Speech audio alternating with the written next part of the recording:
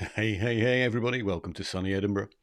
Um, and how to look better on green screen. And I'll start off with saying this is not how to look better on green screen. This is me showing you an example of how not to look so good on green screen. And hopefully, we'll make it a little bit better as time goes on. So, before I forget, in the last video, I meant to say start in the dark, control your lighting. So natural daylight happens to actually be very good for green screen. However, it's not controllable. The sun goes in and out, the clouds come across, your lighting changes, and therefore your green screen properties change all over the place. So if you're doing green screen, then you're best off to start in a darkened room and then start switching on your lights and deciding how you want to make things look and feel. So that was my first statement there. My second was this isn't really a very good scene. I don't like it at all. You can see some glowing around the edges, even though I've tweaked the camera around a little bit. However, it serves a purpose, and the purpose is to demonstrate a few different things that you can get rid of. And the first one is the hair. So I mentioned in the last video that I had a little bit of a shave or unshaven look going on, and so there's a lot of light reflecting off sort of the bearded areas around here. So I've had a shave today, so that's a bit better. But let's do the hair thing here. Hair and green screen are not friends. So you can see a lot of reflections going on and a little bit up there somewhere off a flyaway bit of hair.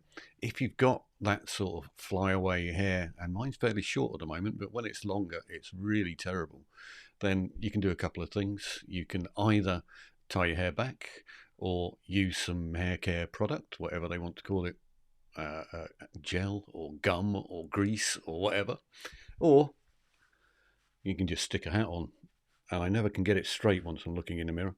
But the purpose of that really is because green screen ultimately is looking for black and white ones and zeros because it's a computer, and it wants to get an outline of you. So it's looking for that. If you give it, that's great. If you're follically challenged and don't have any hair going on, then you don't have anything to worry about. So that's the first thing, the hair. I know it sounds daft, but if you've got tons of flyaway hair, then green screen is going to be a big challenge for you. Do something about your hair. So next thing, the chair. And this is something I notice quite often. In this particular case here, my chair is actually quite low. So you can see the black background of the chair there. Now, interestingly enough, this chair had a white rim around it, and I had to cover it up by pulling a bit of black t-shirt material over it because the white rim kept jumping out in the background. At least that's what I did at first. And then it occurred to me, I'm on green screen. So what I could really do is just get a piece of green screen material like this, which you'll get on eBay for sort of $10, and drop it over the back of the chair. So if you do that, your chair will disappear into the background. Why is that an issue? With this one, it's not too bad, but certainly if you've got a bigger chair or one that's got a headrest behind it, or worst of all, one with a headrest with a sort of a netting in it, then the green screen will be all the time trying to wonder whether it's you it's picking out or the chair, or whether you and the chair are the same object. So you need to separate those things out, otherwise it's going to look pretty shonky. So don't do those things. Get rid of your chair by hanging green screen over it, and get rid of your hair by putting a hat over it.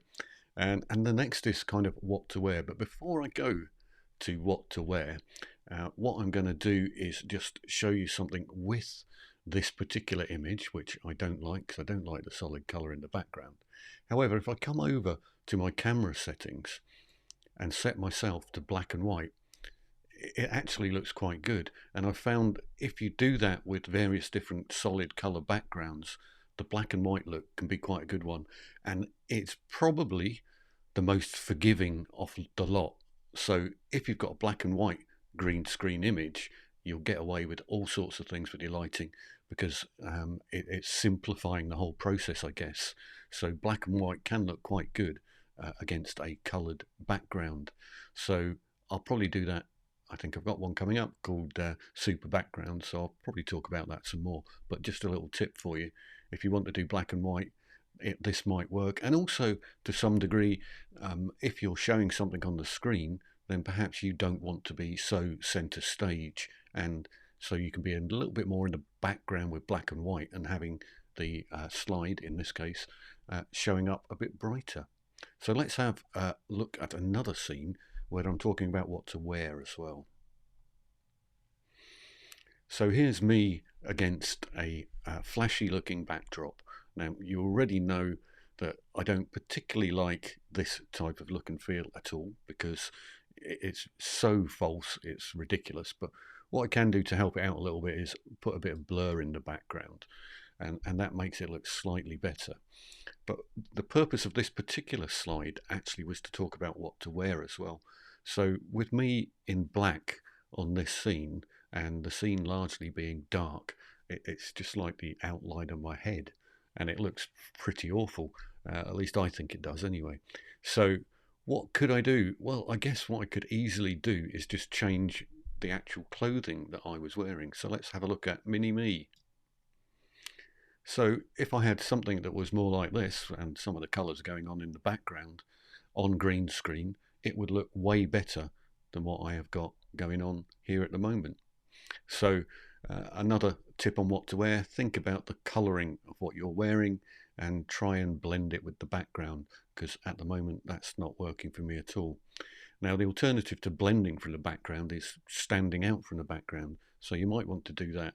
And the way that I would do that is like this. So what I've done here is chosen to have me as a very crisp looking outline with the black jumper on, matched it in with the black on the background of my slide deck there, and then put some wallpaper behind me. And you can see that I'm really popping out from the screen now. So I mean, maybe a little bit too much. Maybe I should put some blur on that background wallpaper as well. But suddenly when you compare this look and feel with where I was at the start, it's an amazingly clean and crisp image.